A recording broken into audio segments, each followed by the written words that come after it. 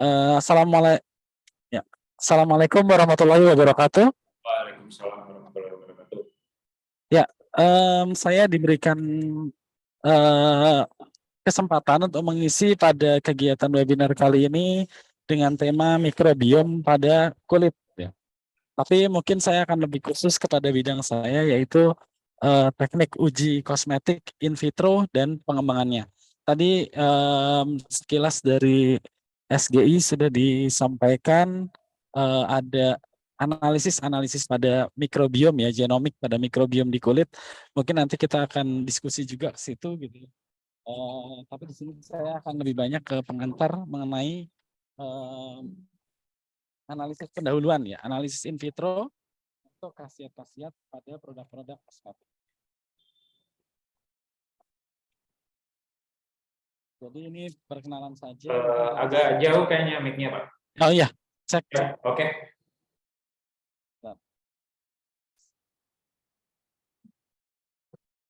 Baik, cek ya. Oke. Ya, baik, ini saya skip saja karena tadi sudah diperkenalkan. Jadi saya dosen di Departemen Biokimia FMIPA ITB dan peneliti pada Pusat Kajian Sains Halal LPPM ITB. Kemudian untuk riset saya memang berfokus kepada pengembangan metode baik analisis keamanan dan khasiat pada produk-produk kosmetika dan pemanfaatan berbagai bahan alam untuk bahan baku kosmetik. Sebelumnya untuk waktu mohon nanti diingatkan nih kalau kira-kira sudah mau habis gitu ya. Ini waktu saya berapa lama ya? Sekitar 45 menit, Pak. Oke, baik, terima kasih. Ya, jadi permasalahan kulit yang umum itu diantaranya yang pertama itu adalah kerutan. Kerutan, selanjutnya adalah bintik hitam atau hipermelanoma ya, freckle.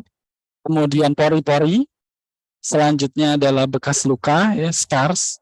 Kemudian acne, jerawat, dan yang terakhir itu adalah mata panda.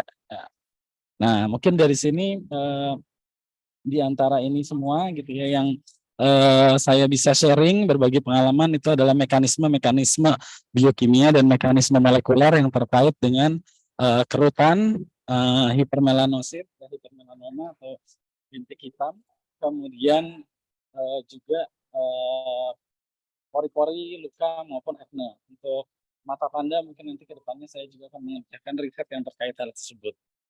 Kemudian, nah permasalahan kulit ini kenapa bisa terjadi?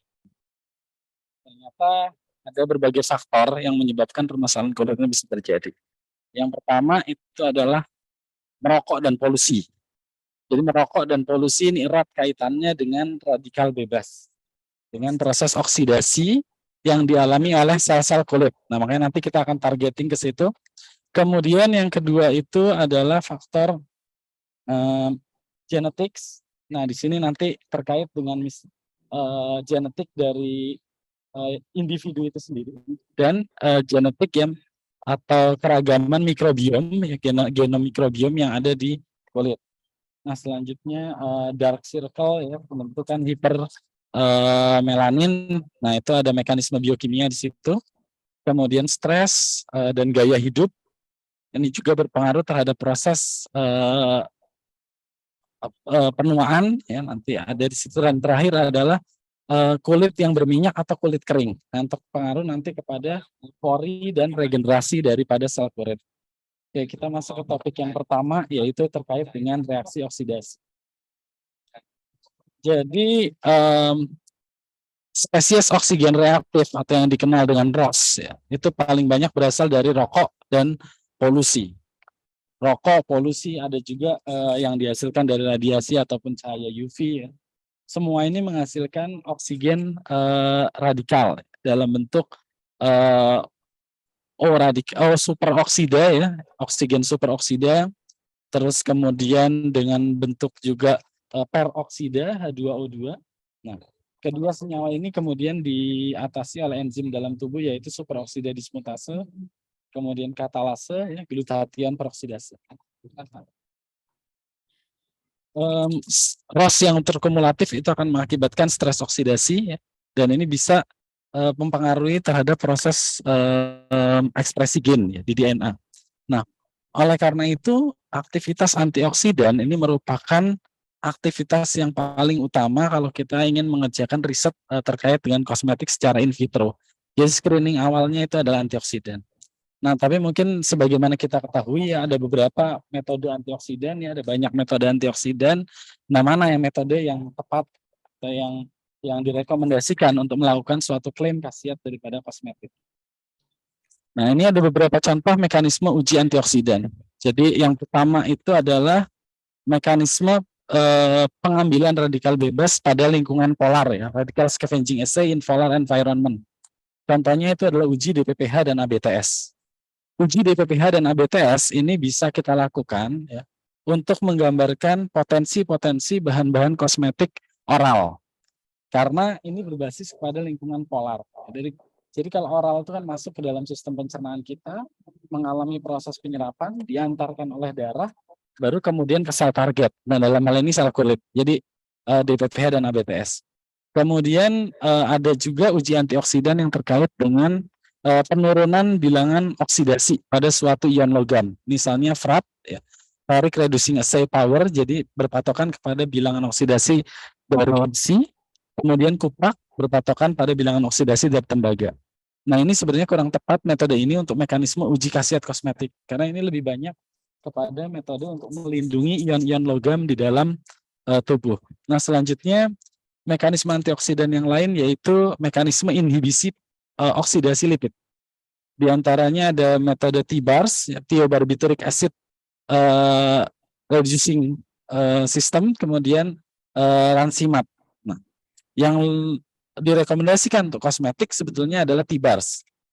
Karena metode ini berbasis kepada netralisasi radikal bebas yang akan mengoksidasi lipid.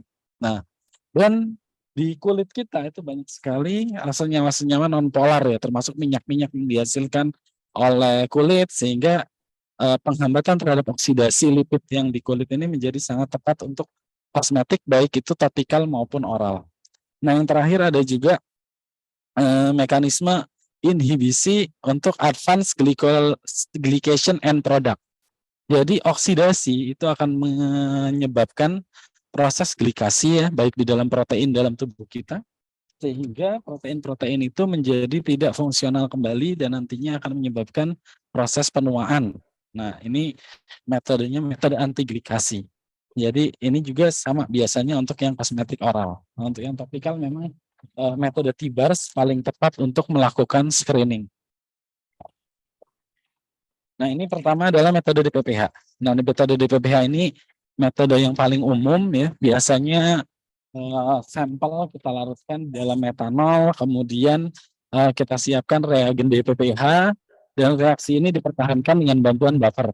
Bisa menggunakan buffer mesh maupun buffer tris HCl agar hasil reaksinya lebih konsisten. Reaksi ini dilakukan dalam panjang gelombang 520 atau sekitar itu, kemudian juga dalam kondisi gelap, karena cahaya akan membuat perbedaan dalam reaksi tersebut. Nah, selanjutnya reaksi ABTS. ABTS juga sama pada suasana polar, hanya di sini berbeda senyawa radikalnya. Kalau di PPH tadi radikal DPP, di ABTS ini radikal dari ABTS-nya. Nah, selanjutnya ini adalah metode TBARS ya, atau TBA assay.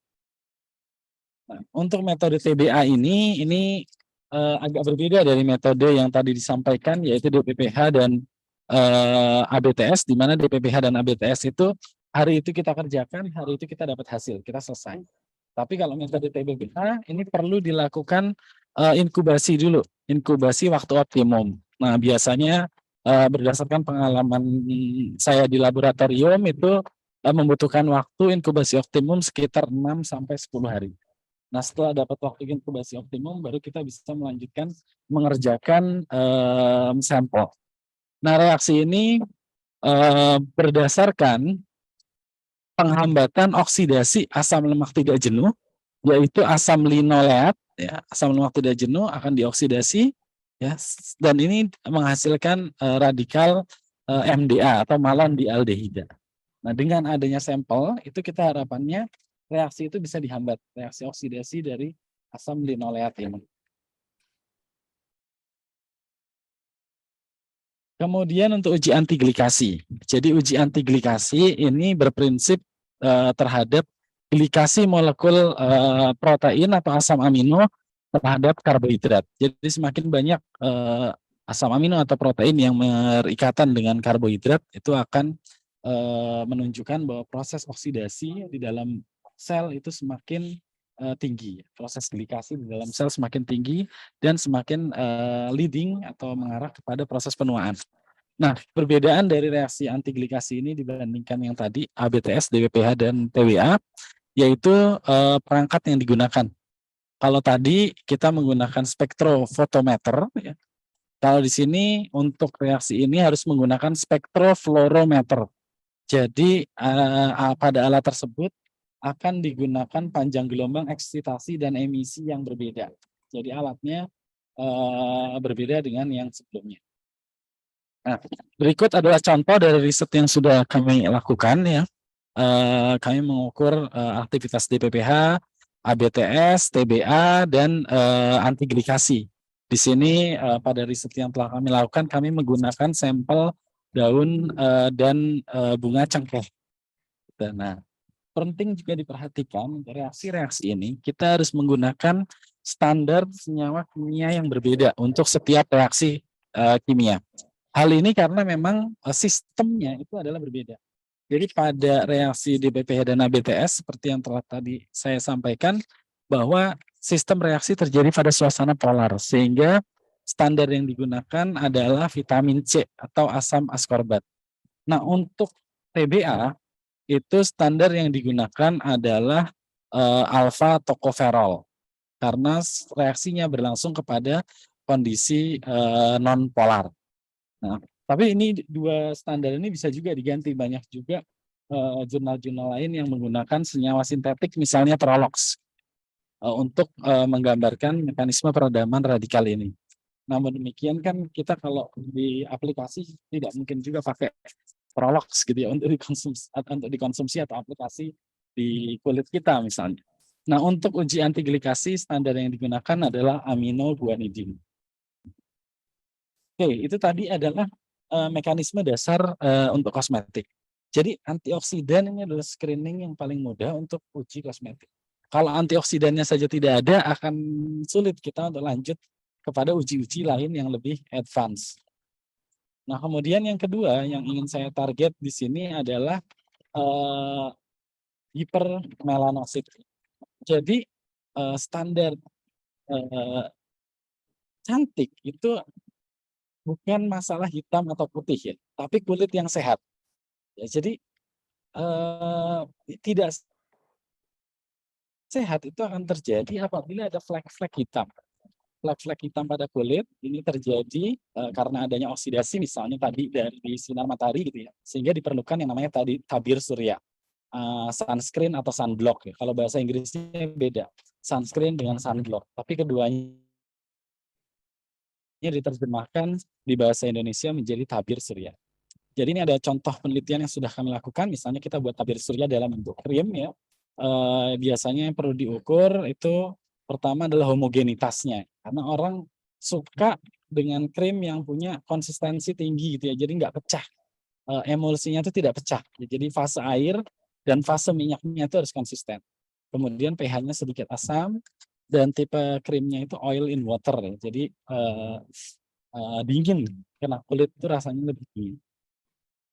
Nah, selanjutnya untuk sediaan kosmetik yang bersifat krim itu ada yang namanya uji daya sebar. Ya, terutama kalau misalnya untuk krim-krim lotion kan itu inginnya kita membuat suatu lapisan tipis di atas kulit, ya, tipis setipis mungkin, semenyebar mungkin itu lebih baik. Ya karena lebih nyaman, itu nggak ngerasa kayak tebal atau lengket. Jadi ada uji daya sebar. Mekanismenya ujinya seperti ini. Jadi dalam krim itu diberikan suatu beban, kemudian diukur penyebaran. Nah, untuk tabir surya juga ada yang namanya uji SPF atau Sun Protecting Factor. Mekanismenya ini dengan spektrofotometer UV vis pada panjang gelombang 290 sampai 320 nanometer. Nah, berikut adalah contoh dari hasil uji SPF ya. Dari sampel kami melakukan penelitian dan melihat bahwa SPF maksimalnya itu pada kondisi sampel 20 sampai 25% dengan proteksi sekitar proteksi maksimal. Nah, ini ada beberapa petaka juga terkait dengan riset-riset kekuatan sun protecting factor pada berbagai bahan alam. Kemudian selain itu untuk sunscreen ya atau tabir surya itu biasanya ada uji perlindungan karena tabir surya itu kan prinsipnya kita mau melindungi sel kita, sel kulit kita dari paparan sinar matahari yang akan menyebabkan hiperpigmentasi. Nah, oleh karena itu di sini dipakai model sel kamir, biasanya Saccharomyces cerevisiae. Ya, jadi sel kamir itu sangat rentan ya, yang standar itu sangat rentan kalau kita kasih UV dia mati.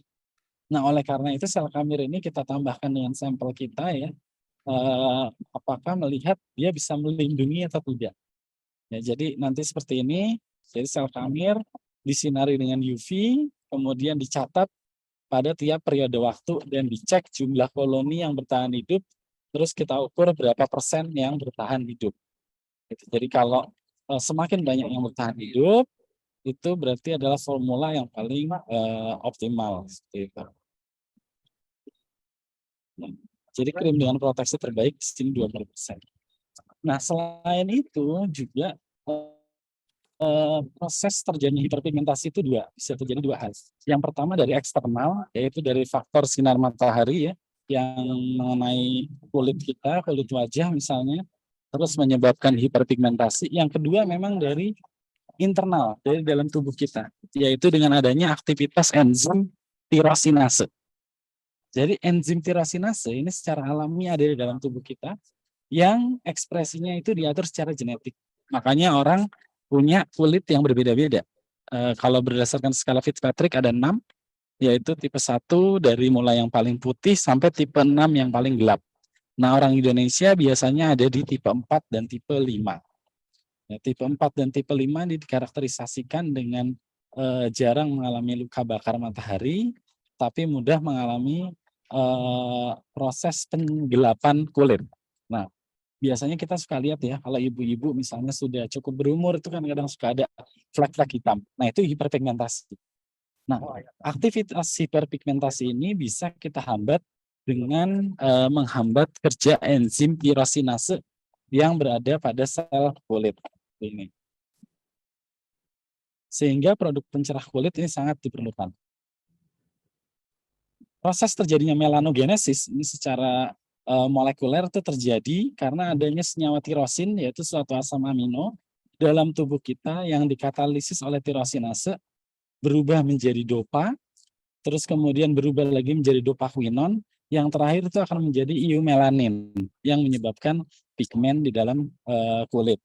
Nah, kalau ini rata sebenarnya nggak masalah ya. Jadi ini juga mungkin kita terutama anak-anak muda itu kadang agak diracuni juga tanda kutip dengan definisi cantiknya. Kalau sekarang yang populer itu Korea-Koreaan gitu ya, yang sampai putih banget pucat, sebenarnya kurang pas juga untuk orang Indonesia gitu ya. Sebenarnya nggak masalah, yang penting itu rata ya. Jadi rata karena itu kan genetik. Nah, cuma yang jadi masalah itu kalau terjadi flek-flek hitam ini karena produksi eumelanin yang berlebih pada ada beberapa kelompok sel yang ada di kulit kita.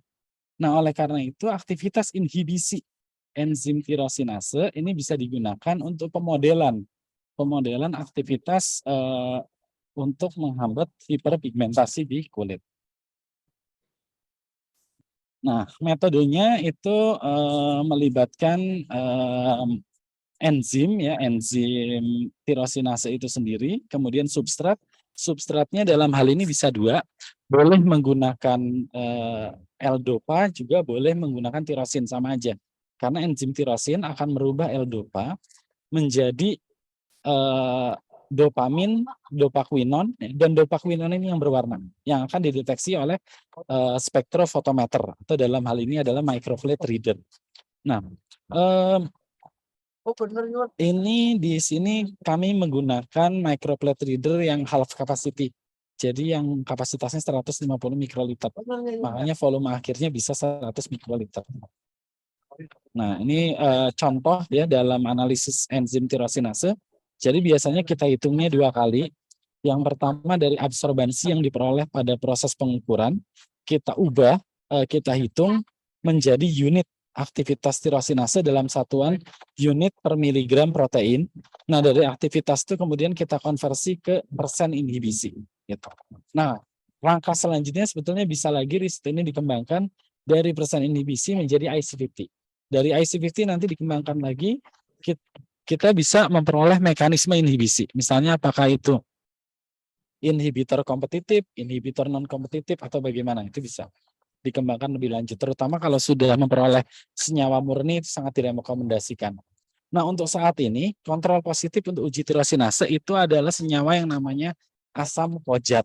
Asam kojat ini diisolasi dari proses fermentasi beras ya, pertama kali di Jepang gitu.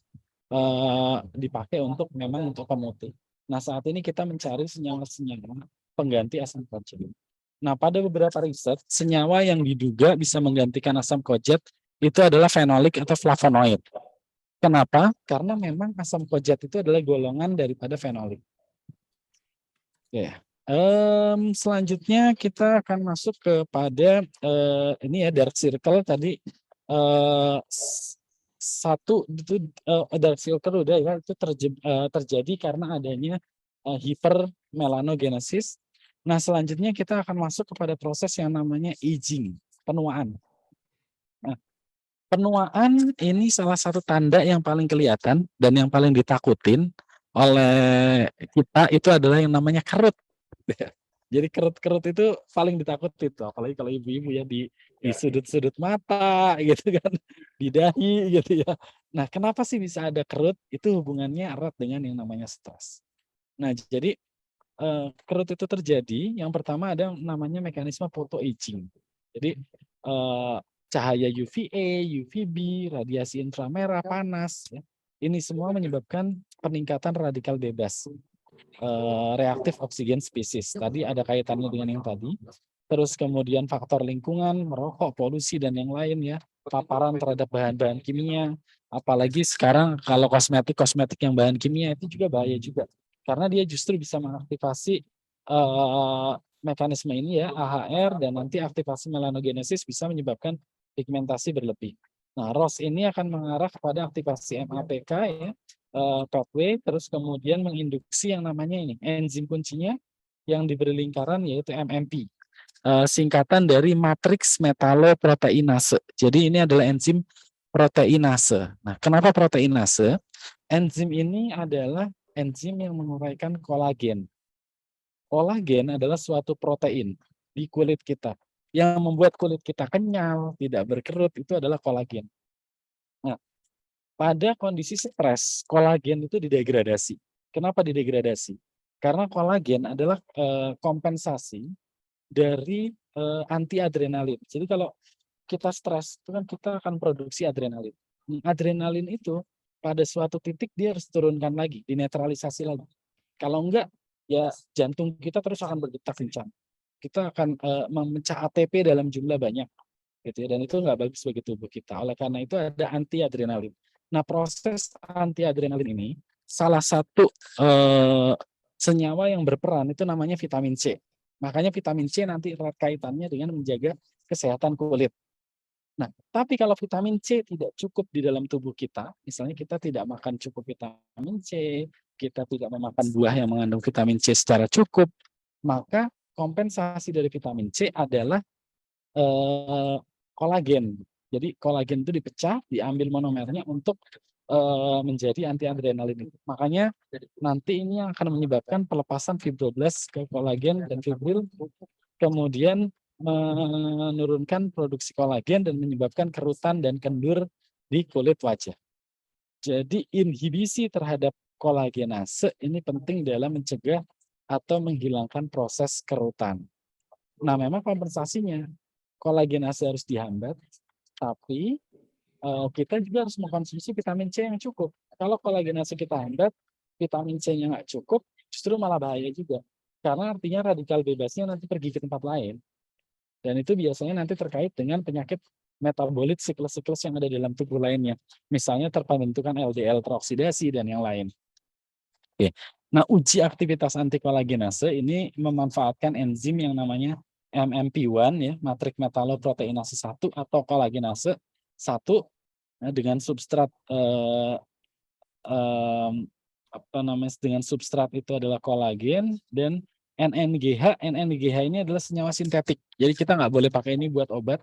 Ini sintetik sebagai inhibitor dari kolagenase. Nah, nanti akan diukur aktivitasnya. Pada reaksi tirosinase tadi yang menghasilkan warna adalah produk reaksi. Sehingga kita hanya cukup mengukur endpoint produknya saja. Tapi pada reaksi kolagenase, warna dari proses spektrofotometri ini dihasilkan oleh substrat. Oleh karena itu kita akan mengukur degradasi substrat. Biasanya kita lakukan selama 10 menit dengan interval 1 menit. Tapi ini balik lagi, ini biasanya kita harus optimasi dulu. Nah, kita optimasi biasanya sih sampai 30 menit ya. Kita ukur tiap 1 menit sampai 30 menit, jadi nanti dapat kurva Michaelis-Menten-nya gitu, nanti kita cari titik optimalnya, nah itu yang kita pakai untuk analisis selanjutnya. Nah, ini contoh analisis aktivitas kolagenase ya. Jadi di sini dari absorbans dikonversi menjadi satuannya pikomol NNGH yang terurai per detik. Ini aktivitas. Nah, dari aktivitas itu nanti dikonversi menjadi persen inhibisi. Itu bisa dikonversi menjadi persen inhibisi dan standar yang digunakan pada uji aktivitas kolagenase ini ada 2, yaitu NNGH dan di sini kami juga pakai retinol. Ya, jadi retinol vitamin A itu juga punya peran dalam menghambat kerja kolagenase. Jadi kalau kita konsumsi vitamin A itu juga kulit jadi bagus. Makanya wortel itu kerjanya bukan cuma ke mata. Jadi untuk kesehatan kulit juga itu vitamin. Nah, itu tadi terkait dengan enzim-enzim yang terlibat pada kesehatan kulit ya. Selanjutnya kita lanjut kepada mikrobioma di kulit. Nah, jadi mikrobioma ini erat kaitannya dengan bakteri yang hidup pada permukaan kulit. Dan ini sebetulnya adalah normal nih. Di kulit kita itu normal ada bakteri. Tapi kalau berlebih, nah ini jadi masalah. Kenapa bisa berlebih? Jadi pada kulit yang normal itu seperti ini. Ya di kulit kita itu ada pori-pori, kemudian di bawah pori-pori itu ada kelenjar minyak. Kenapa sih ada kelenjar minyak di sini? Karena minyak itu bertugas melumasi agar kulit kita tidak kering, agar selalu segar. Gitu. Jadi awet muda. Jadi sebetulnya itu bagus gitu ya. Tapi kemudian pada suatu kondisi kotoran itu bisa menumpuk di pori-pori. Kotoran itu menumpuk sehingga minyak nggak bisa keluar. Nah, minyak itu adalah suatu molekul yang memiliki energi. Jadi minyak ini bisa dimakan oleh bakteri. Bakteri akan datang, dimakan oleh minyaknya itu, ya kotoran numpuk. Kemudian nanti karena numpuk, sel-sel kulitnya justru nggak dapat makan, ada sel kulit mati di situ, jadilah yang namanya komedo. Komedo bakteri tambah banyak, mulai terjadi peradangan, inflamasi, dan inflamasi ini menyebabkan sel darah putih mati di situ mulai ada jerawat gitu ya, dari mulai merah nanti jadi ada kekuningan gitu ya. Nah, itu bakteri mulai berkembang biak. Nah, biasanya bakteri apa saja sih yang kita deteksi? Yang pertama mikroflora normal. Jadi yang normal pada kulit itu ada yang namanya Escherichia coli dan Staphylococcus aureus.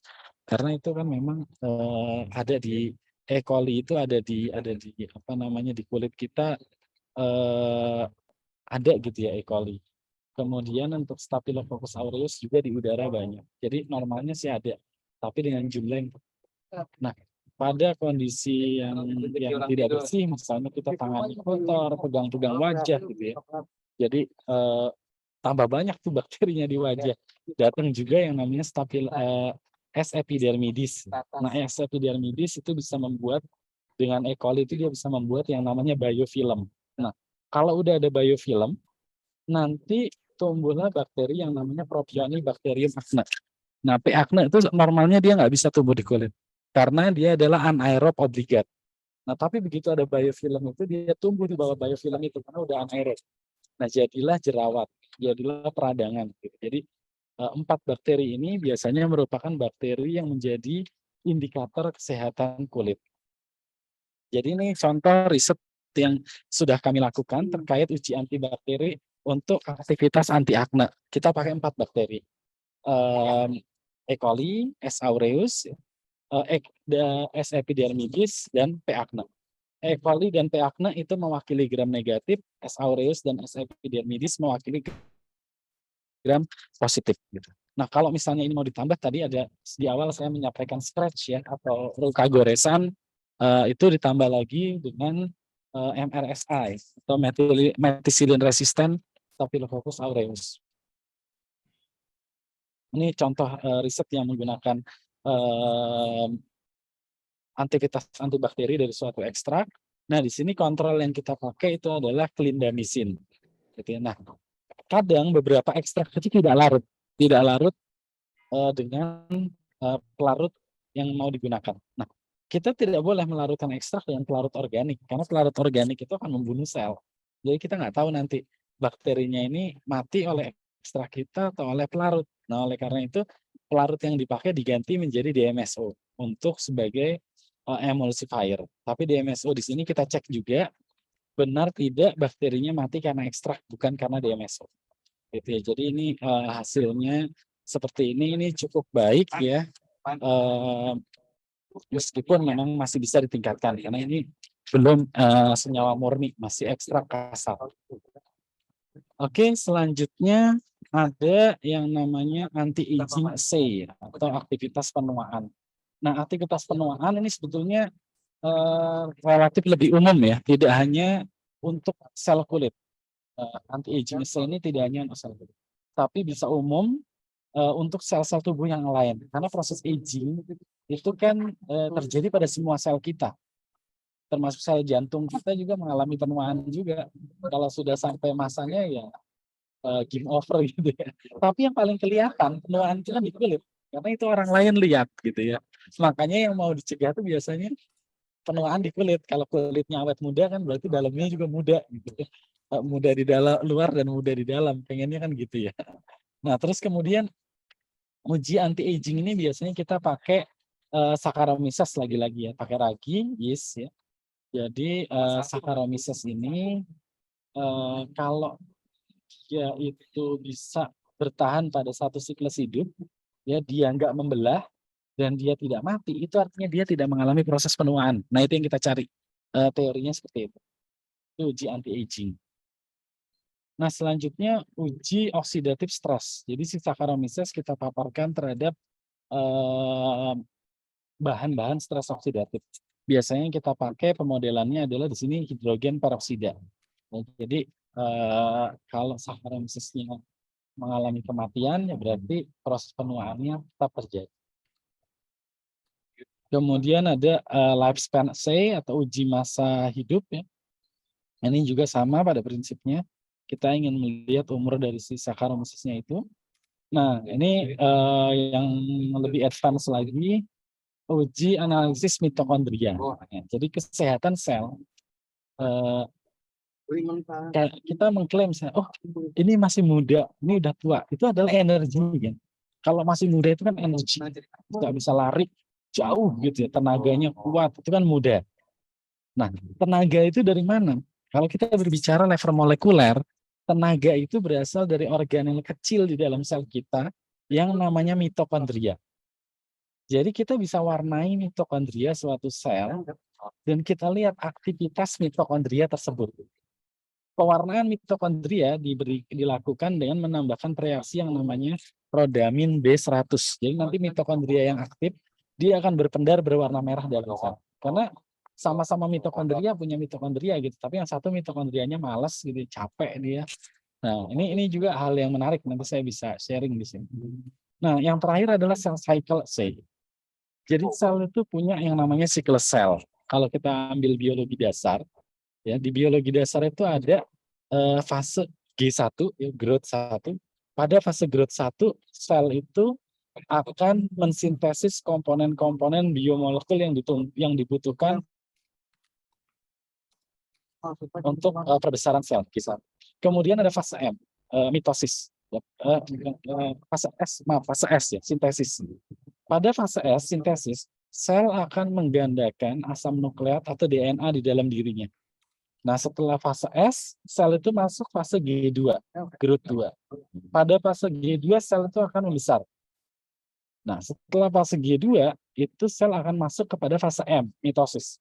Nah, pada fase M, sel akan membelah jadi 2. Nah, jadi yang dibilang awet muda itu yang mana sih? Kalau kita manusia, kita dibilang awet muda yang mana sih? Kan namanya awet muda ya berarti masa pemuda gitu ya. Semangat muda, berjiwa muda, mukanya juga muda gitu ya. Nah, jadi fase yang dibilang fase awet muda itu adalah fase growth. Jadi bagaimana kita punya suatu sel yang fase growth-nya itu panjang, fase G-nya itu panjang. Karena makin cepat si sel itu masuk ke fase S, ke fase M, mitosis, membelah, berarti sel itu makin cepat tua. Baik, ini hasil-hasil ya terkait metode tadi, misalnya ini hasil anti-aging ya. Jadi ini dari awal ya, OD1, terus kita encerkan 10 pangkat 1, 10 kali, 100 kali, 1000 kali, 10.000 kali. Kalau satu itu kan nggak kelihatan, nih selnya banyak apa dikit nggak kelihatan. Makanya kita encerkan, kita gores ulang. Terus, sampai kita ketemu mana yang selnya ada. Misalnya ini sebagai contoh ya, pada sampel yang kami uji ini, ternyata adalah ekstrak dengan konsentrasi 8 mikrogram itu yang menghasilkan umur sel yang paling panjang. Nah, kemudian di sini ada kontrol negatif dan kontrol positif untuk uji. Kontrol negatif pada uji itu adalah kontrol yang tidak diberikan ekstrak. Nah, kontrol positif pada uji, kontrol yang diberikan ekstrak, kontrol yang diberikan perlakuan glukosa 0,3%.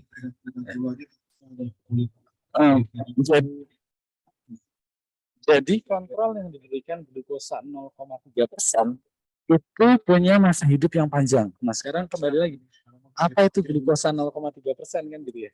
Jadi yang lain ini sebenarnya yang di bawah, mulai dari without ekstrak ke ekstrak itu glukosanya 3%.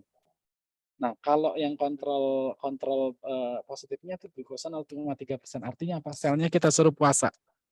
Jadi sel itu kalau puasa, dia fase growth-nya lebih panjang. Ya. Jadi orang itu kalau suka puasa itu nanti lebih panjang sel-selnya. Ternyata begitu hasilnya. Ini menarik ini. Ya. Jadi seperti itu.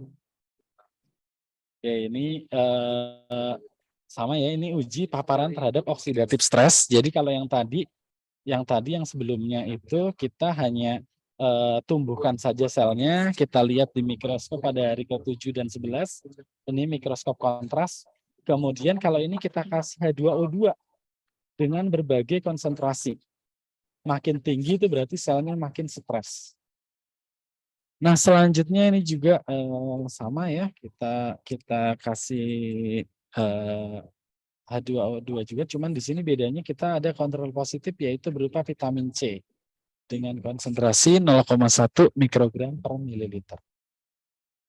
Nah, ini kemudian ada uji chronological lifespan ya, uji lifespan ya, uji untuk masa hidup dari sel. Jadi dari hari ke-0 terus kita uji terus. Nah, ini paling panjang ada di hari ke-20. Untuk yang ekstrak yang paling banyak survivalnya itu glukosa 0,3%. Ini yang berarti yang puasa. Ini yang 3% ini sebenarnya without ekstrak. Nah, kemudian ini uji mitokondria. Jadi uji mitokondria, ini kita lihat kalau di glukosa 3%, jadi yang sel yang makannya banyak, mitokondrianya warnanya pudar. Tapi kalau yang dikasih kalori restriction, yang 0,3%, warnanya ini merah. Artinya mitokondrianya itu aktif, memecah energi. Sama di ekstrak kami ini yang paling bagus yang 8, merah. Nah, kemudian nih cell cycle assay ya, cell cycle assay. Misalnya ini adalah ekstrak kami ya, ekstrak kami ternyata selnya yang paling banyak dia ada di fase G1 sama G2 plus M. Tapi pada fase kontrol positif negatifnya glukosa 3%, semua sel G1, S, G2M ini pada fase yang sama. Jadi memang ekstrak ini bisa membantu sel punya fase growth yang lebih panjang. Nah, uji aktivitas kosmetika lainnya yang pernah kami lakukan, mungkin ini terbuka untuk diskusi lebih lanjut, itu uji penurun tegangan permukaan, untuk komponen kotoran, uji aktivitas penumpukan logam berat ya, uji anti penuaan dan kamir tadi udah, aktivitas mitokondria, uji sickle cell, sama satu lagi uji regenerasi kulit. Jadi uji regenerasi kulit itu kita lihat bagaimana selnya bisa tumbuh kembali. Nah, apa kegiatan riset kedepannya yang bisa dilakukan untuk riset mengenai kosmetik, yaitu adalah skin microbiome. Skin microbiome tadi pengantarnya Mas Dwi sudah menceritakan sedikit ya, terkait teknik yang mungkin digunakan di SGI itu ada gitu ya. Jadi skin microbiome ini kita ambil, kita gores dari kulit gitu ya, pada bagian luarnya ya. Jadi kita ngelihat mikrob yang ada di permukaan kulit, jangan sampai ke dalam, gitu karena beda nanti hasilnya.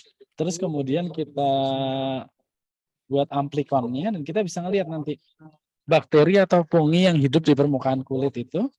Nah, nanti kita bisa lihat heat map-nya, kemudian bagaimana sebarannya pada kulit yang normal.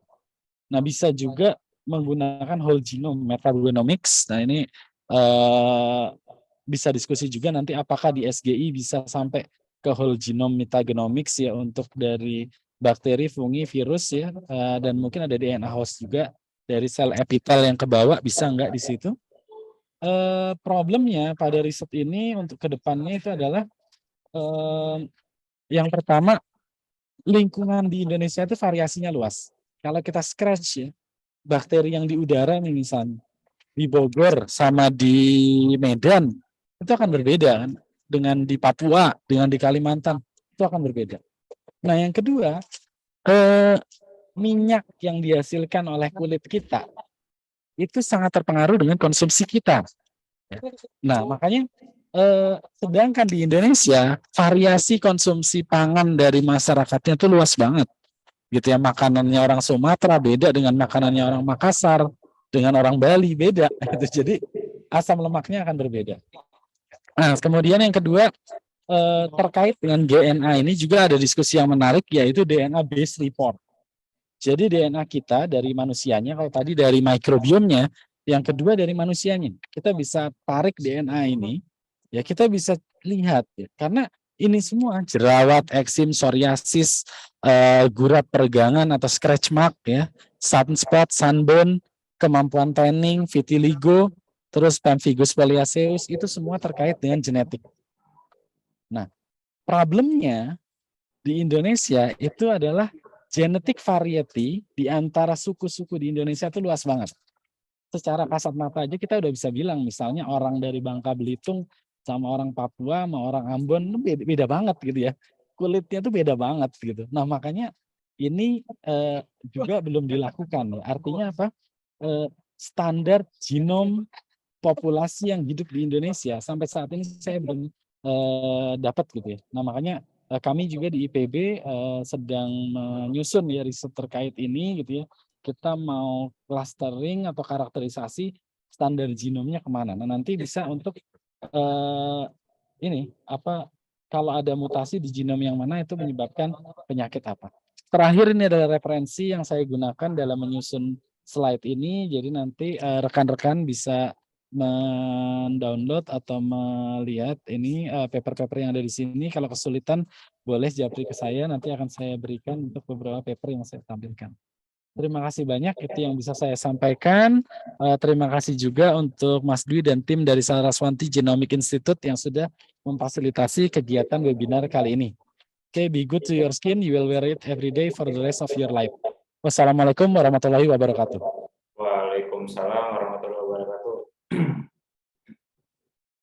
seru sekali ya. Berat nih materinya, Pak.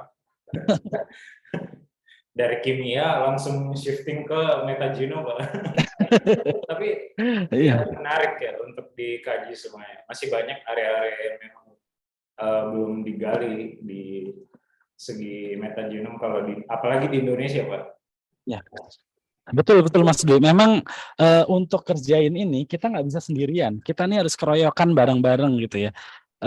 Kami sadar bahwa kami di IPB kami punya kemampuan yang kuat dalam supporting data-data pertanian gitu ya. Dan bioinformaticsnya. Ya, saya cukup pede bahwa biokimia dan ilmu komputer di IPB itu memiliki kekuatan yang kuat di bioinformatiknya dan kami sedang dalam proses mendirikan prodi dari S1 Bioinformatika juga. Promo sedikit ini. Gitu. Siap. Saya langsung bacain Q&A ya, Pak. Oh ya silakan. Siap. Oke. Silakan teman-teman dicoret-coret sembari kita bahas bareng-bareng. Yang pertama nih, tadi dijelaskan, ini dari Mas atau Mbak Rendo ya? Tadi dijelaskan kolagenase dengan membaca absorbans. Apakah memakai penangkapan panjang gelombang tertentu? Terima kasih. Baik. Ini bagaimana? Apakah langsung saja atau? Boleh langsung dibahas sekarang. Oke. Iya, sebentar saya cari slide-nya. Oke. Ya. Oke. Jadi untuk uji kolagenase ini ya, panjang gelombang yang digunakan pada waktu itu adalah 415.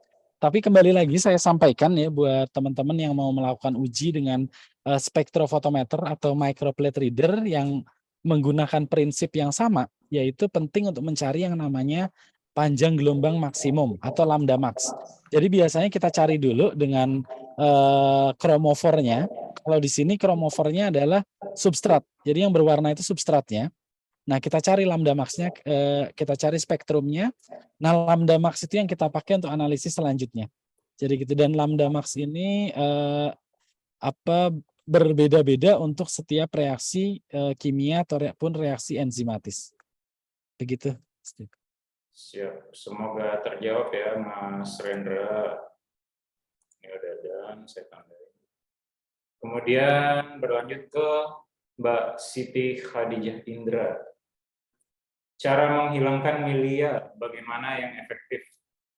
Milia itu kayak bulatan-bulatan kecil di daerah pipi dan di bawah kelopak mata ya, Pak. Oh, ya. Ya. Baik. Jadi untuk milia ya, ini apa namanya? Ini bukan hanya dari luar ya. Jadi kalau yang kita bilang kosmetik itu sebetulnya adalah topikal. Ya, tapi kalau udah masuk ke dalam tubuh itu sebenarnya masuknya kalau di Badan POM suplemen gitu ya. Nah, sedangkan kayak tadi yang saya sampaikan misalnya kolagenase, tirosinase, terus kemudian antioksidan itu kita bisa dari luar.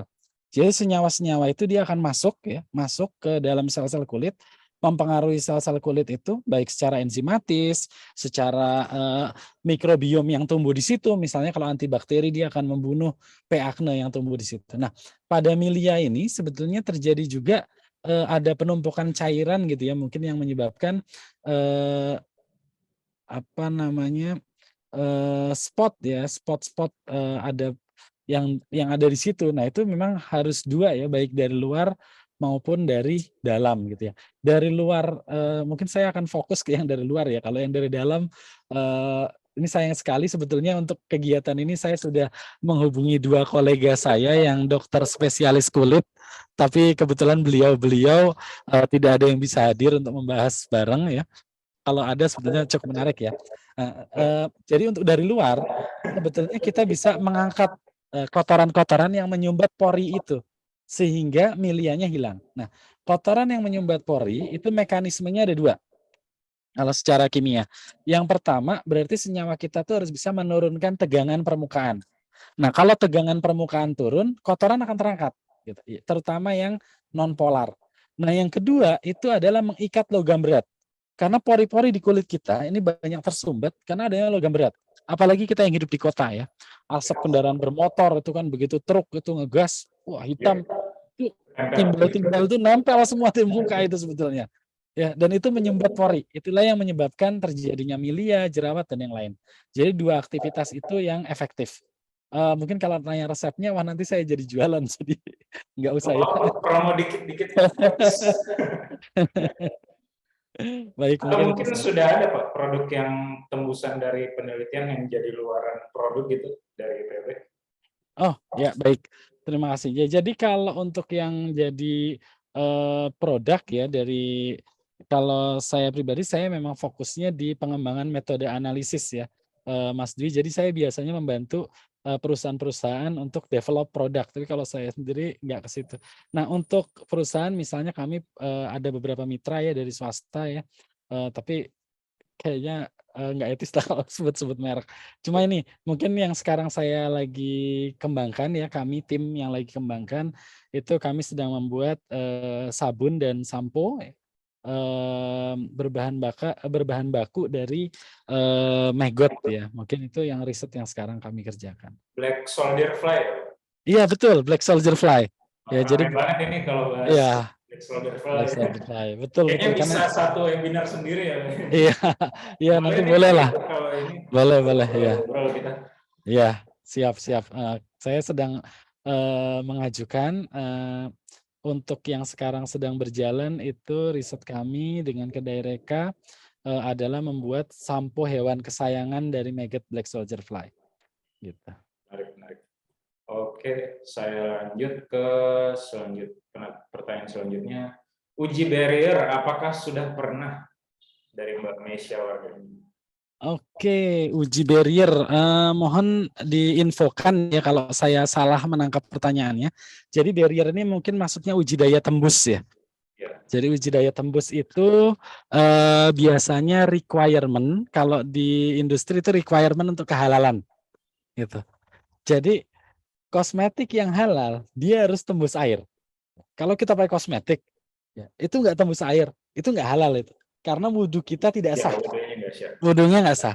Nah, jadi uji barrier itu adalah uji requirement untuk kehalalan kosmetik ya. Itu kita akan membuat suatu membran lapis tipis ya dari kosmetik itu, terus kita uji dengan senyawa markernya. Nanti kita lihat ada migrasi senyawa nggak keluar atau masuk dari membran itu. Biasanya supportingnya sih bisa pakai dialisis atau yang lain ya. Jadi kita lapisin di dialisis itu sampel kita misalnya. Nanti kita lihat ada nggak perpindahan senyawa menyeberangi membran itu. Mungkin Tapi ini udah ada dipublikasikan, Pak? Kalau uji barrier. kalau uji barrier sih sebetulnya malah ada SNI-nya kalau saya nggak salah. Tapi saya harus cek lagi itu ada dokumennya karena itu requirement. Itu sudah established kalau itu.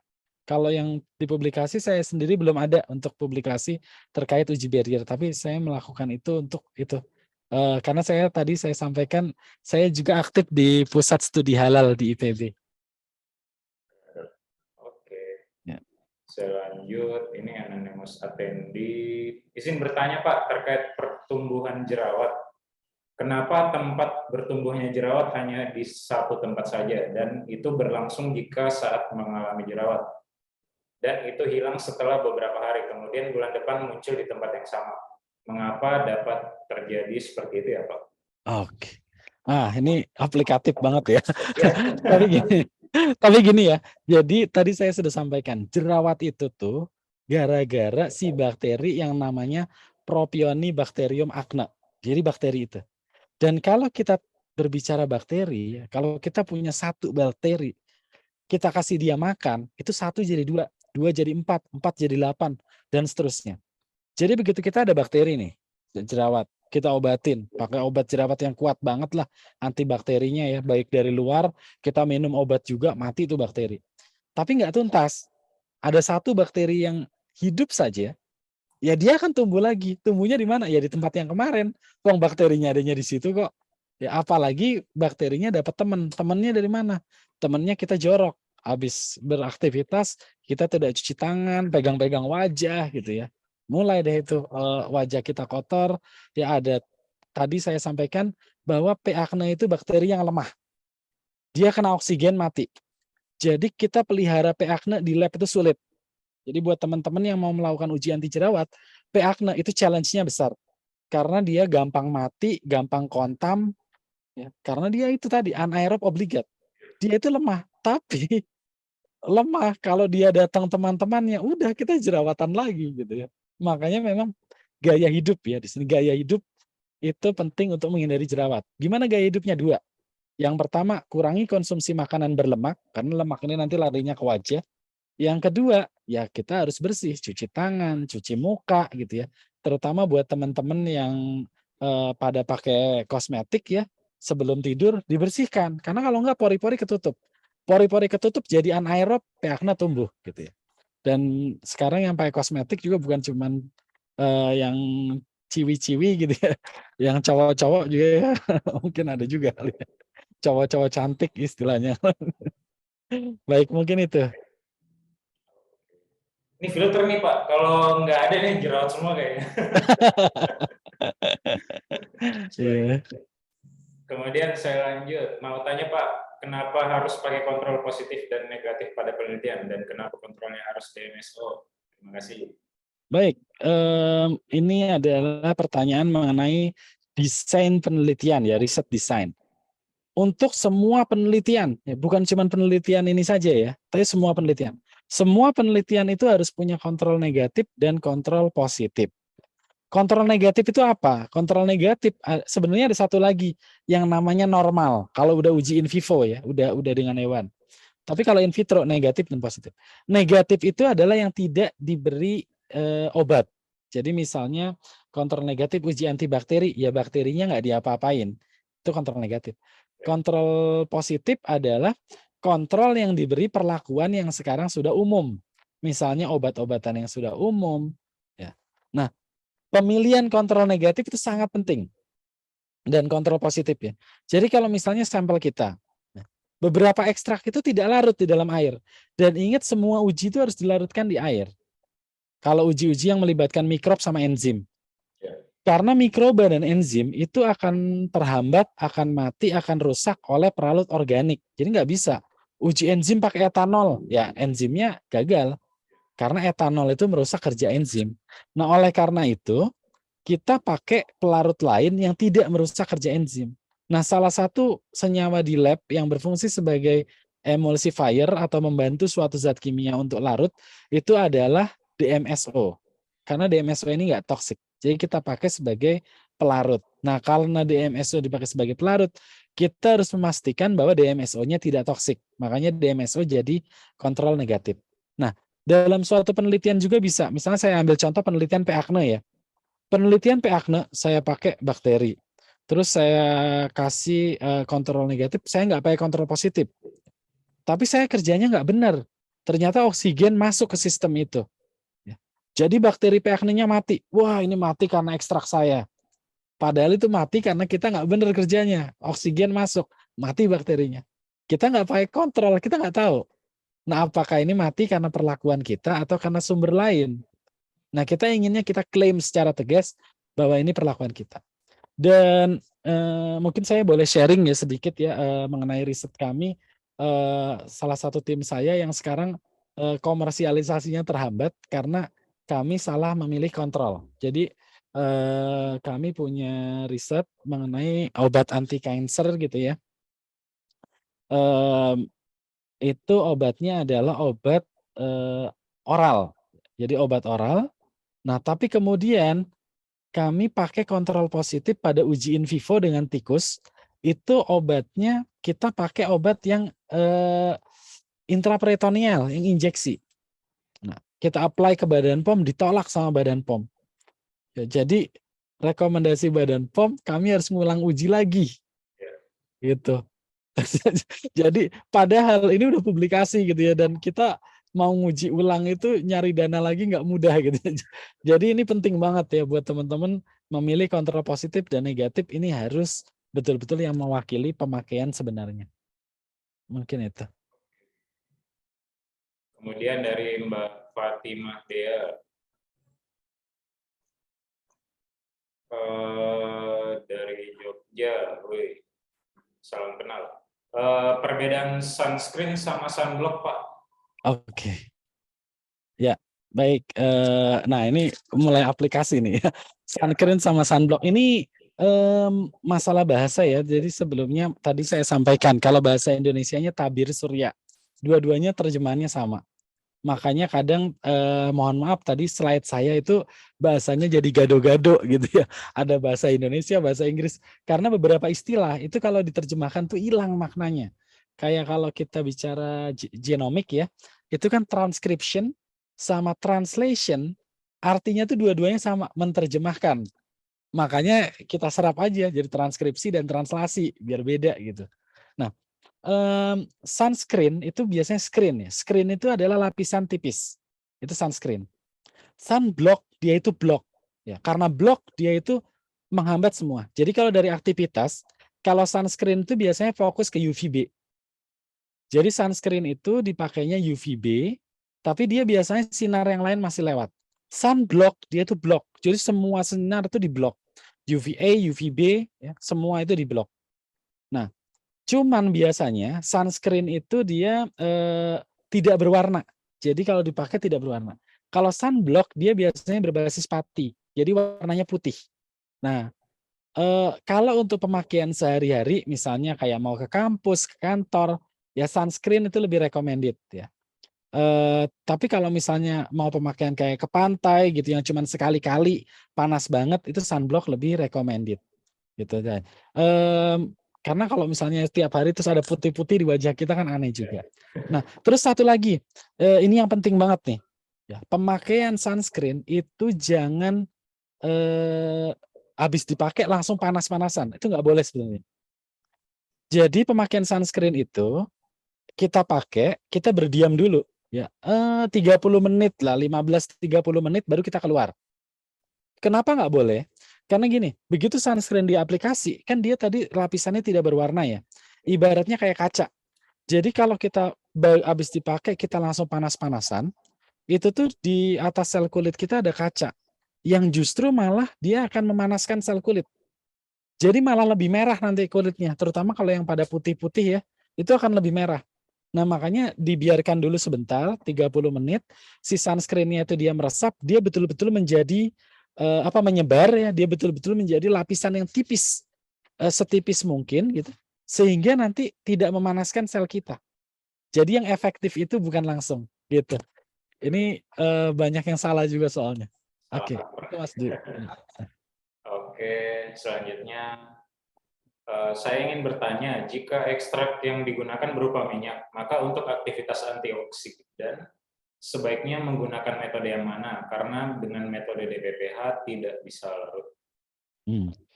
Baik, untuk senyawa-senyawa yang berupa minyak, yang larut minyak non-polar, itu direkomendasikan pakai metode TBA ya, atau T-bars tadi.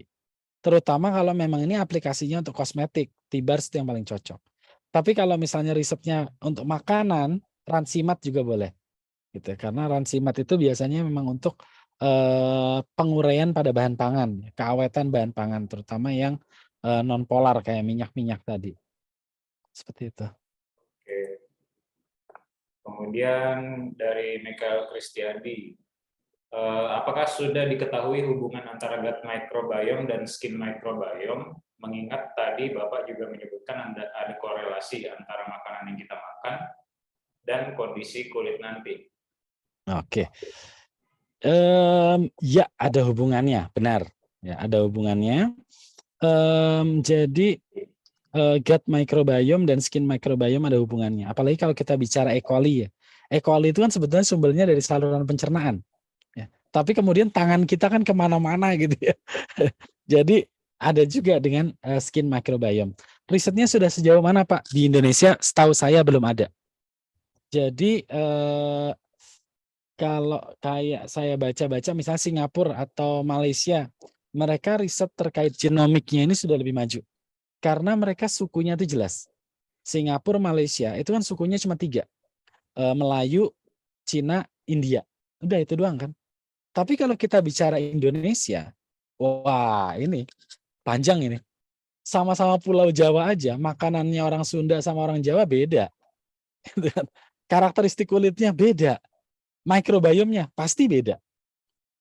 Jawa aja mungkin Jawa yang Merapi ya, lereng Merapi dengan lerengnya Gunung Sumbing, Dieng beda. Gitu. Jadi kita punya PR besar memang mengkarakterisasikan ini ya, standar genom ya, baik genom mikrobiom ya yang terkait nanti dengan kesehatan kulit maupun whole genome sequence dari manusia atau populasi yang hidup di Indonesia. Dan kalau ada yang mau kerja bareng, ayo kita kolaborasi gitu ya. Kita akan senang sekali kalau kita bisa dapat partner-partner itu. Mungkin Siap. itu.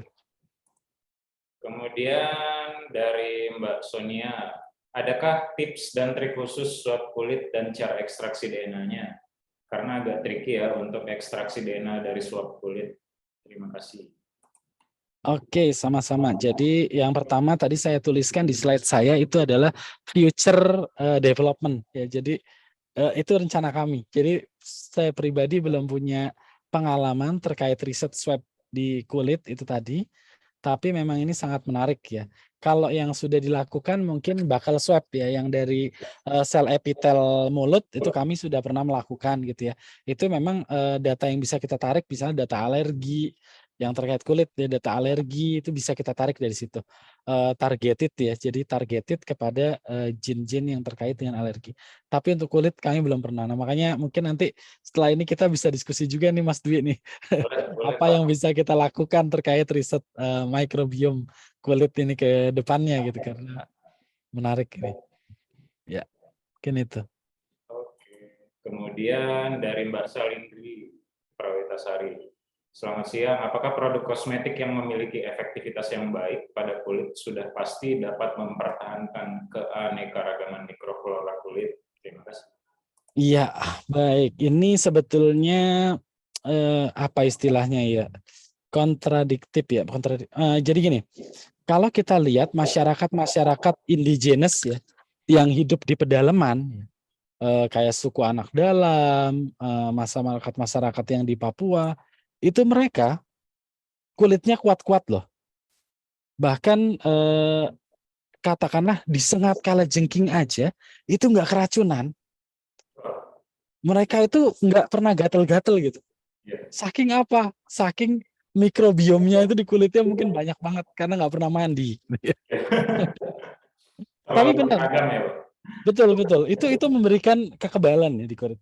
Nah, kita kan apa ya, pengennya itu ya, bersih gitu. Jadi memang setiap kita menyabun, kita membersihkan, itu pasti terjadi perubahan di mikrobiom kulit kita. Dan sedikit banyak ya itu tadi, itu menghilangkan kemampuan-kemampuan kita dalam menangkal itu tadi. Kayak misalnya sel kulit mati ya. Sel kulit mati itu sebenarnya ada fungsinya juga. Sel kulit mati itu kan pertahanan. Tebel sel kulit matinya, disengat kalajengking aja kebal. Tapi kita nggak mau. Soalnya apa? Bau, nanti jadi nggak ganteng, jadi nggak cantik gitu kan. Jadi Imun ya, Pak? Ada imun eksternalnya jatuhnya. itu.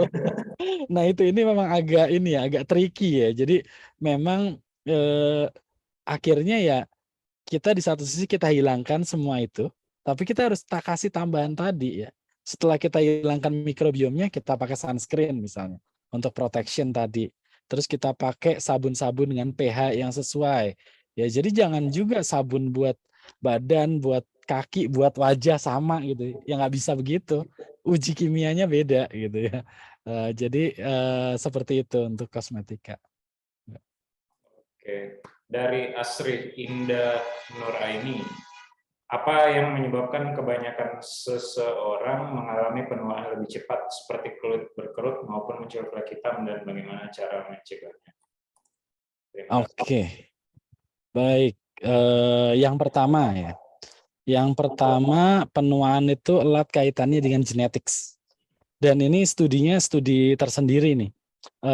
Bagaimana kita membaca genom kita. Kan katanya umur kita tuh sebetulnya ada di DNA kita, cuman kita belum bisa bacanya gitu ya. Beberapa paper menunjukkan misalnya ada di bagian telomer segala macam gitu ya. Nah, Itu satu. Nah, tapi kalau kayak ada iklan di TV itu saya ingat, ada 2 orang perempuan kembar gitu ya, eee, "Aku kelihatan lebih cepat tua dibandingkan saudaraku," gitu kan. Nah, kenapa? Ternyata aktivitas di luar ruangannya lebih banyak. Nah, jadi memang, penuaannya ada 2 faktor, faktor internal genetik dan faktor eksternal. Nah, yang kita bisa kontrol itu adalah faktor eksternal. Ya faktor internal sampai sekarang kita belum tahu. Memang nanti ke depannya bisa aja, kalau kita udah punya standar genom, ya, genom kulit yang sehat itu seperti apa sih?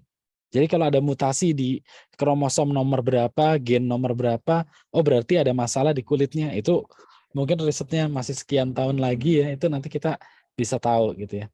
Tapi yang jelas, aktivitas-aktivitas penuaan ini berkerut itu kita bisa hambat dengan inhibitor kolagenase. Plak hitam kita bisa hambat dengan inhibitor tirosinase.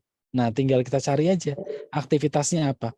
Nah, cuma memang, perlu saya sampaikan ya, kosmetik ini tricky ya, lebih lebih rumit daripada obat. Kalau obat itu regulasi Badan POM-nya kan jelas, ketat banget tuh kalau obat itu. Tapi kalau kosmetik tuh banyak yang, tanda kutip tuh overclaim kali ya. Ya. Wah, ini terus pakai Self-proclaim testimoni. ya kayak gitu.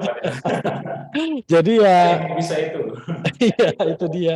Jadi ya mungkin kita harus pandai-pandai ya, kita harus pandai-pandai memilih, kita membaca kandungannya, kita browsing-browsing, mana yang cocok dengan kulit kita. Karena bisa aja temennya mungkin, "Eh, ini di gue, cakep banget loh kulit gue jadi lebih, glowing gitu, coba deh lo pakai." Bisa jadi nggak bisa juga di kita, karena tiap orang kulitnya beda. Nah itu makanya nanti harus dicek tuh genetics-nya. Tapi balik lagi ini PR juga emang. Ya, mungkin itu. Oke. Kemudian dari Mbak Eka Nurul Komalia, ini katanya jadi dosen pengujinya Bapak dulu, Nah, dapat salam. oh iya. Wah, nostalgia nih. Ya, waalaikumsalam. Dari beberapa literatur untuk produk Hmm. gerutan peregangan stretch mark tidak bisa dihilangkan, akan tetapi bisa dipudarkan. Terkait hal ini, bagaimana menurut Bapak dan produk atau konsumsi apa yang mendukung pengurangan keluhan tersebut? Iya, jadi kita harus lihat mekanisme stretch mark ya. Stretch mark itu terjadi karena ada sel di situ ya, selnya membesar, jadi, di bawah kulit tuh besar, jadi kulitnya stretch, kulitnya meregang. Nah, kalau kulitnya meregang kelihatan jadi ada lapisan lemak yang warnanya putih-putih. Nah, stretch mark-nya dihilangin bagaimana? Berarti selnya dibunuh dong? Nggak bisa. Kita nggak bisa membunuh sel gitu ya. Jadi bagaimana? Ya kita menyamarkan. Menyamarkan artinya diberikan suatu obat-obatan tertentu yang menstandardisasi laju pembentukan pigmen pada wilayah itu, gitu. Jadi, seperti itu mekanisme untuk menyamarkan stretch mark. Nah, kalau menghilangkannya bagaimana? Sebenarnya ya olahraga. Karena stretch itu kan berarti harus ditarik lagi otot-ototnya ya. Otot-ototnya ditarik, lemaknya dibakar, ya olahraga. Memang tidak ada cara lain gitu ya, harus olahraga. Tapi, malesnya kadang males juga gitu ya. Baik, jadi itu. Jadi kalau stretch mark lebih banyak kalau saran saya sih yang topikal aja. Ya kalau untuk obat-obatan yang diminum mungkin, lebih aman kalau topikal lah, kecuali dengan petunjuk dokter, ini tuh. Oke. Kemudian dari Nindya Sekar, Pak, mengapa ya kalau kita menggunakan salah satu produk kosmetik membuat kita menjadi ketergantungan dengan merek tersebut? Kalau ganti bisa bikin kulit jadi jerawat. Apa penyebabnya? Ya, penyebabnya sudah jelas, tidak kompatibel gitu ya. Jadi tidak kompatibel ya, karena ya itu tadi, kulit tiap orang kan unik, genetiknya unik. Jadi kalau sudah cocok dengan satu produk, ya produk lain belum tentu cocok. Tadi saya sampaikan, temennya, "Wah ini bagus nih," di kita cocok, belum tentu.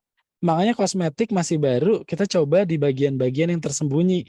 Misalnya di belakang telinga, sedikit di bagian lengan gitu ya, sedikit kita lihat ada reaksi alergi tidak, kemerahan, terus menjadi berkeringat berlebih, tidak nyaman, gatal.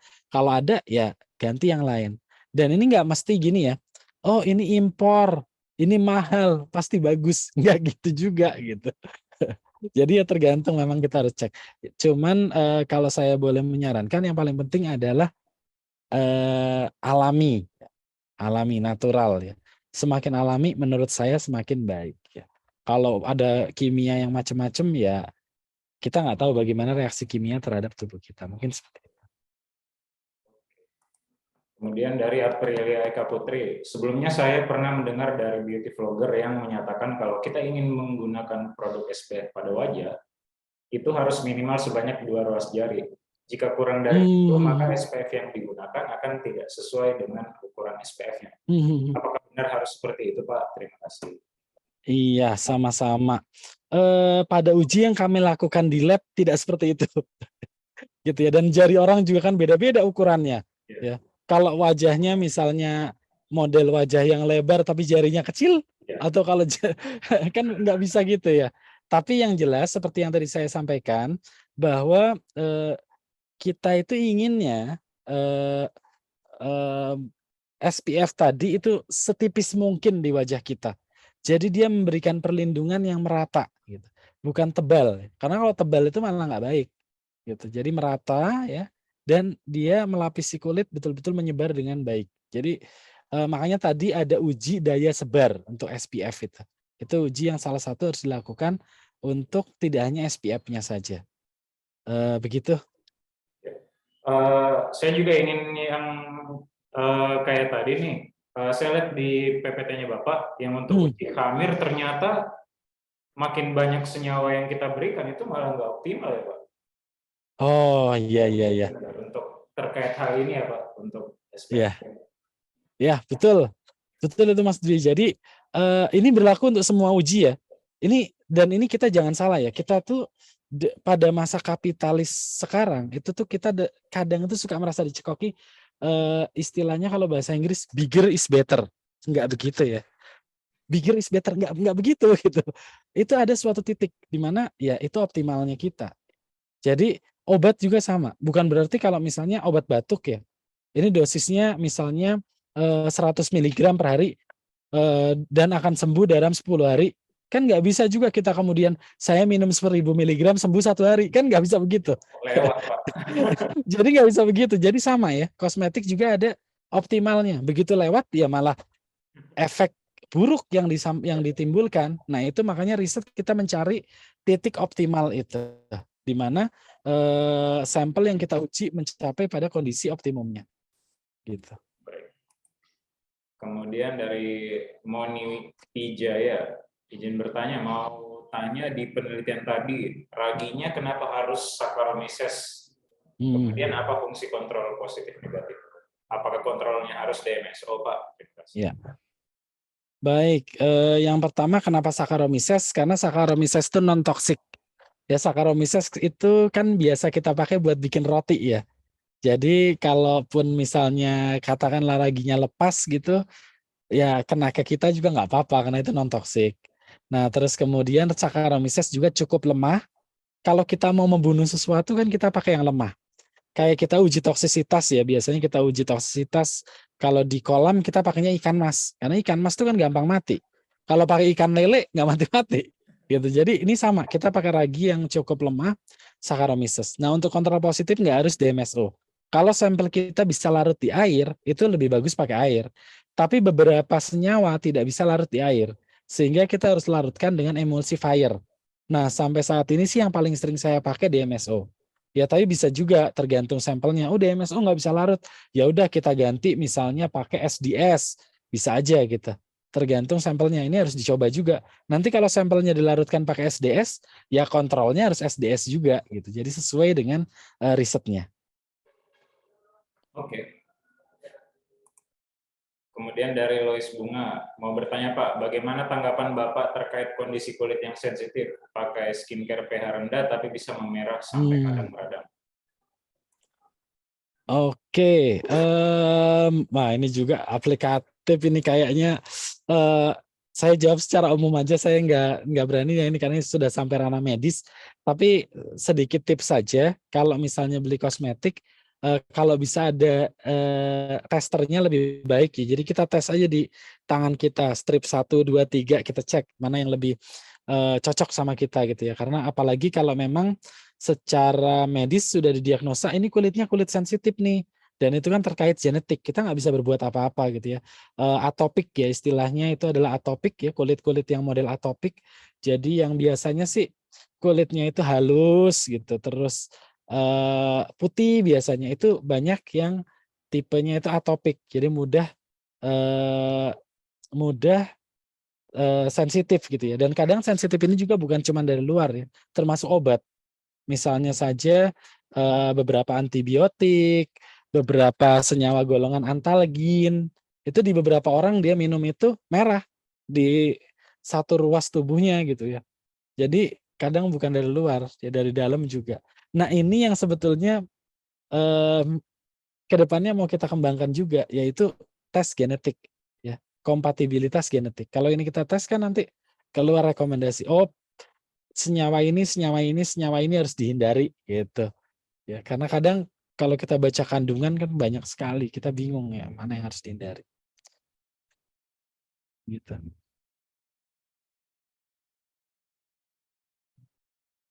Iya, masih di-mute? Oh iya, saya lupa.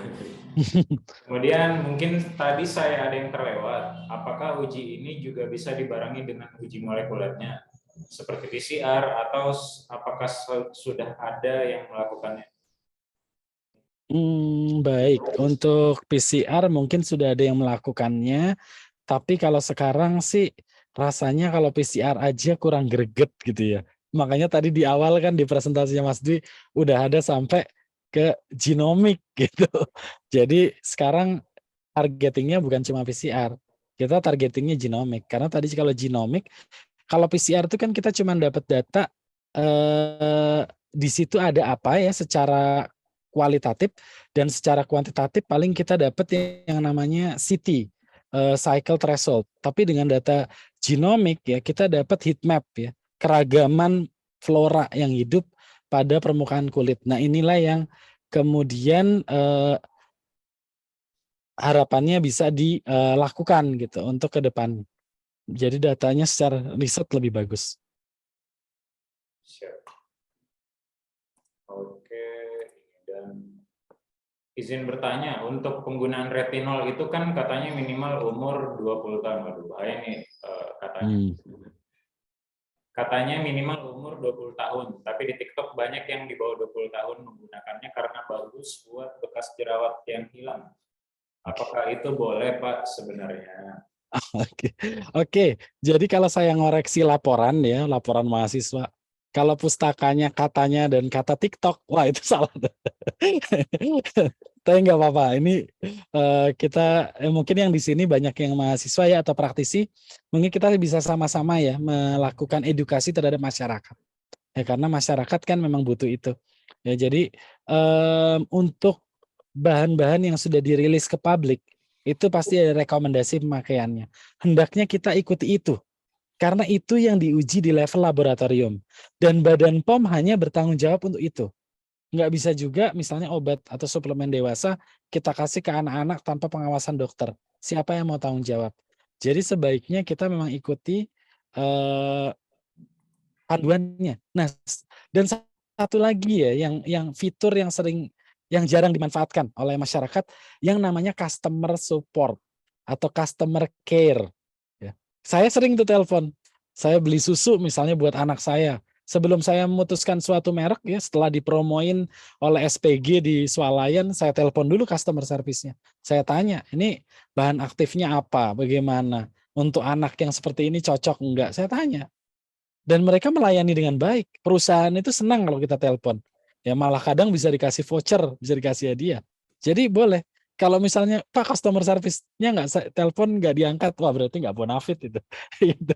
Biasanya itu tipsnya seperti itu. Jadi kalau ada yang ragu, lebih baik kita tanya, kepada customer support. Dan biasanya tiap produk pasti ada kan customer care-nya berapa gitu. Ya jangan tanya di, medsos gitu ya, apalagi di polling gitu kan di IG sekarang, "Ini mana ya yang bagus buat gue?" Gitu, kasih pilihan. Nah, ITE ya, Pak. Iya, Cuma jadi nggak pas itu. Ya mungkin seperti itu. oke, terakhir nih. Iya, Ratih Rahayu, izin bertanya, Pak. apakah peeling untuk kulit wajah memang diperlukan? Hmm, Peeling memang diperlukan. Dari zaman dulu sih orang nggak pernah peeling ya. Tadi saya juga sampaikan di awal. Itu orang-orang suku pedalaman itu kuat-kuat. Digigit nyamuk nggak sakit. Digigit kalajengking aja ada yang kebal. Gitu. Karena nggak pernah mandi. Gitu. Nah jadi peeling ini apa diperlukan atau tidak? Kalau menurut saya sih selama kita tidak ada gangguan sih mestinya tidak perlu ya. Dengan membersihkan saja itu cukup. Tapi kalau memang kita merasa bahwa eh, apa namanya ada yang tidak nyaman, ada tebal gitu rasanya nggak enak ya mungkin bisa saja. Tapi semua itu tetap saya merekomendasikan bisa berkonsultasi dengan eh, dokter kulit gitu. Ah Pak, dokter kulit mahal. Itu investasi loh gitu ya. Kadang dua nih yang sering lupa diinvestasikan ya terutama eh, saya sampaikan ini juga ya karena eh, apa namanya untuk membuat generasi muda yang baik, yang sehat. Dua yang kadang lupa diinvestasikan ya, tadi kulit, yang satu lagi itu gigi. Ya kadang, eee, kalau melihat orang senyum terus giginya nggak bagus itu kadang kasihan gitu. Tapi makanya begitu saya punya anak, ya dari kecil saya ajak ke dokter gigi. Ya karena saya nggak mau nanti giginya kayak saya misalnya, nggak rapi gitu. Jadi dari kecil tuh ke dokter gigi, jadi bagus nanti giginya.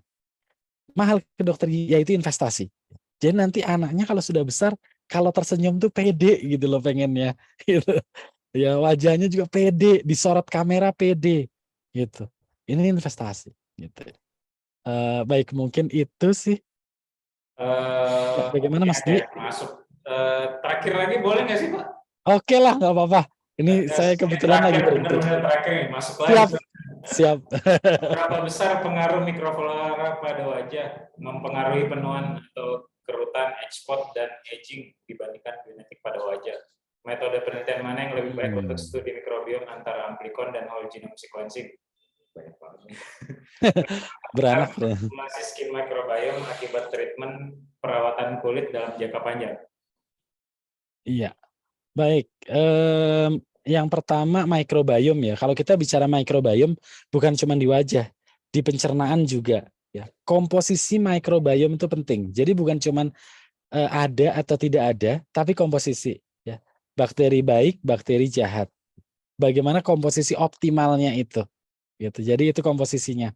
Yang kedua terkait dengan, studinya, ya tentu lebih bagus whole genome sequencing, datanya lebih banyak. Tapi memang whole genome sequencing itu nanti turunannya banyak tuh konsekuensinya. Pertama, whole genome pasti lebih mahal biayanya. Saya nggak tahu satu sampel berapa ya, tapi lumayan juga itu. Nah, terus yang kedua, whole genome sequencing itu nyimpen datanya juga PR. Setahu saya itu bisa sampai berapa giga itu per data. Ya nanti ngolahnya juga PR juga, nggak sembarang komputer. Apalagi komputer-komputer yang standar ya Core i5 RAM 8 giga, udah tewas itu Ya. ngerjain whole genome nggak bisa. Jadi itu perlu resource yang bagus gitu ya. Di Brin itu sampai RAM-nya itu berapa tera malah itu RAM-nya itu di Brin yang HPC-nya mereka itu high performance computing-nya. Nah, kemudian bagaimana pengaruh manipulasi screen microbiome untuk treatment perawatan kulit jangka panjang? Belum ada yang meneliti. Jangankan jangka panjang, jangka pendek ya akutnya juga di Indonesia kayaknya belum ada yang meneliti itu. Belum Jadi jadi main concern ya, Pak. iya belum jadi main concern, riset kita belum sampai situ. Tapi memang ke depannya ke situ ya. Kayaknya sekarang kan kalau kita lihat data ekonomi, ekonomi Indonesia ya ada peningkatan lah. Itu mau nggak mau kita akui ada peningkatan. Nah, setelah ada peningkatan, ekonomi kita juga peningkatan ini menggait kepada peningkatan umur, peningkatan umur. Jadi harapan hidup itu meningkat. Harapan hidup meningkat, masalah kesehatan meningkat juga karena orang makin tua penyakitnya makin banyak gitu. Ya, termasuk penyakit kulit itu dia. Jadi, bagaimana risetnya ya ini kita akan lihat ya, kita lihat, mmm, mudah-mudahan nanti di masa depan kita bisa dapat hasil-hasil riset yang bagus terkait ini. Mungkin itu ya Mas Dwi, kalau ada pertanyaan lagi dari audiens partisipan yang ada di sini, saya sangat terbuka untuk diskusi. Tadi saya sudah sampaikan, nomor HP dan email saya, silahkan, boleh juga dikepoin, itu tadi ada alamat emailnya terlink kepada YouTube ya, ada channel YouTube, nanti di subscribe. Itu belakangnya tuh. Nanti Ya. juga rekaman ini masuk di YouTube ya Pak? Oke, siap. Nanti saya relay lagi. Terima kasih. Oke. Iya kalau masalah bioinformatik nggak kalah lah. Di SGI juga ada. Oh, siap. Bisa. Sampai 64 core Pak. Oh, menarik Kalau itu. jalan udah Menarik, kayak menarik. Menarik. siap. Ya, siap. Oke, mungkin ada kata-kata penutup Pak sebelum kita akhiri pertemuan kali ini yang sangat menarik dan berguna bagi teman-teman. Ya, baik, kata-kata penutupnya itu mungkin karena ini kita bahas kosmetik ya, be yourself gitu ya. Jadi diri sendiri ya. Yang penting kita sehat ya. Jadi nggak usah ngelihat itu dipromoin yang Korea-Koreaan mau jadi kayak gitu. Gitu. Jadi itu saja. Oplas bro. PD, oplas. Oplas bro. Ya, ya, jadi biar lebih pede ini anak-anak muda Indonesia. Siap. Oke, terima kasih Ya, Pak Dimas ya. dan kawan-kawan sudah meluangkan waktunya dari jam 2 ya. Dari Ya. jam 2.15 hingga jam 3.48 waktu Bogor ya, Pak. Iya. Iya, ini tapi saya lagi di Garut ini ada